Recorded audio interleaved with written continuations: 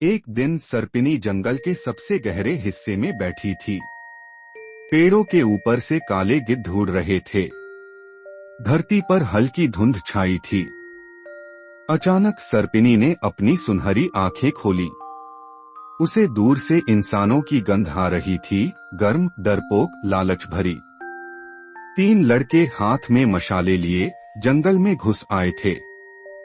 वे हंस रहे थे, पेड़ों पर चाकू से निशान बना रहे थे।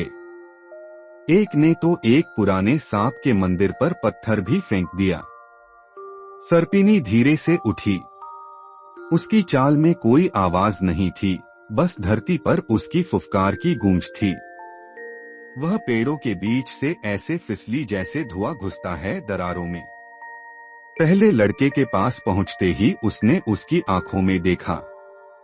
लड़के का दिल धड़कना बंद हो गया। वह उसी जगह अकड़ा गिर पड़ा, पत्थर की तरह। दूसरा लड़का भागा, लेकिन जड़ियों से सैकड़ों छोटे सांप निकले और उसके पैरों में लिपट गए। वह चीखता रहा जब तक आवाज नहीं टूटी। तीसरा लड़का कांपते हुए एक पेड़ के पीछे छुप गया। सर्पिनी उसके पीछे आई, धीरे से फुफकारा और उसकी याददाश्त छीन ली। जब गांव वाले सुबह उसे पाए, वह नंगा, बेहोश और पागल पड़ा था। वह बस एक ही शब्द बड़बड़ा रहा था, सुनहरी आंखें, सुनहरी आंखें। उस दिन के बाद कोई उस जंगल की ओर देखने की भी हिम्मत नहीं करता था। कुछ हफ्तों बाद गांव में नया सरपंच बना, राघव। राघव शहर से पढ़ा लिखा था। उसे गांव वालों की सर्पिनी वाली बातें पुरानी अंधविश्वास लगती थीं। जंगल तो हमारी जमीन है, उसने घोषणा की। हम वहां खेत बनाएंगे। जो डरता है वह पीछे हट जाए। 50 मजदूरों को साथ लेकर राघव जंगल में घुसा। पेड़ काटे जाने लगे, जमीन खोदी जाने लगी, पुराने सांपों के बिल उजाड़े गए। सर्पिनी चुप थी। बस उसकी सुनहरी आंखें पेड़ों के पीछे से चमक रही थीं। शाम होते होते एक अजीब सा कोहरा पूरे जंगल में फैल गया। हवा में सीटी जैसी आवाजें गूंजने लगी। पेड़ों की शाखाएं अपने आप हिल रही थीं, जैसे किसी अदृश्य जानवर ने पकड़ ली हो। मजदूरों के औजार जमीन में धंसने लगे। राघव का घोड़ा बिदककर भाग गया।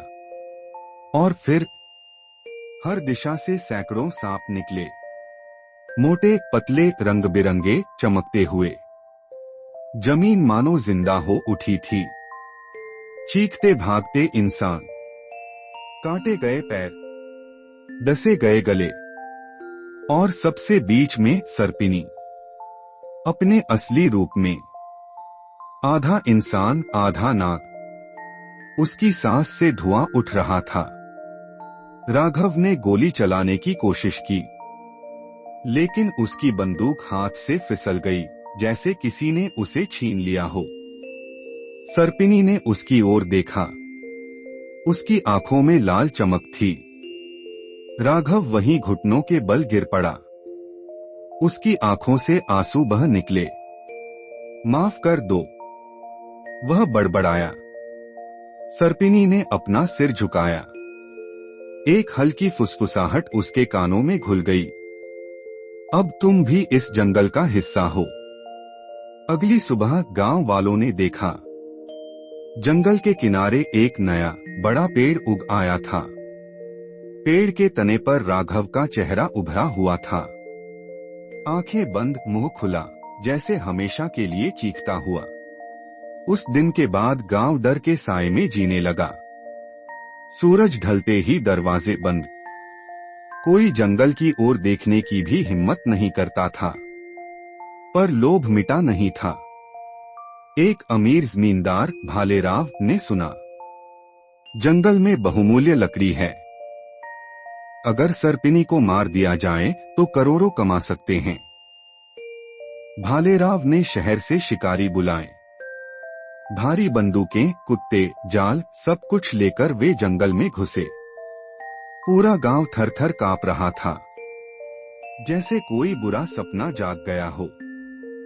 शिकारियों ने जंगल में कदम रखा, पर हर आवाज गायब हो गई। ना पत्तों की सरसराहट, ना पक्षियों की चहचहाहट, सिर्फ सन्नाटा, गाढ़ा चिपचिपा सन्नाटा। अचानक धरती हिलने लगी, पेड़ जैसे सांस लेने लगे, कुत्ते डरकर पीछे हटे, बंदूकें खुद ब खुद जाम हो गईं। फिर अंधेरे में से सर्पिनी निकली, बिल्कुल शांत। उसकी सुनहरी आंखें सब कुछ चीरती हुई चमक रही थीं। भालेराव ने गोली चलाई, गूंज हुई, लेकिन सर्पिनी वहीं खड़ी रही। गोली हवा में गायब हो गई, जैसे वक्त ने उसे निगल लिया हो। सर्पिनी ने धीरे से हाथ उठाया। हवा जमी हुई थी। सभी शिकारी भालेराव समेत अपनी जगह जम गए। ना आगे ना पीछे। उनकी आंखों से डर टपक रहा था, लेकिन सर्पिनी के चेहरे पर बस एक हल्की मुस्कान थी। वह उनके चारों ओर घूमी, एक फुफकार छोड़ी और सबके शरीर राख बनकर उड़ गए। बस उनके जूतों के निशान मिट्टी में रह गए। गांव वालों ने दूर से वो राख का बादल उठते देखा। उस रात पहली बार सर्पिनी ने आसमान की ओर देखा। एक लंबी गहरी फुफकार भरी, जैसे जंगल को फिर से उसकी आत्मा लौटा रही हो। तब से आज तक कोई उस जंगल के पास नहीं जाता। कहते हैं अगर कोई साहसी मूर्ख गलती से भी उस जंगल में पैर रख दे, तो उसकी सांसें ही उसका सबूत बन जाती हैं। ऐसी और कहानियों के लिए सब्सक्राइब करें हिंदी आंटी को।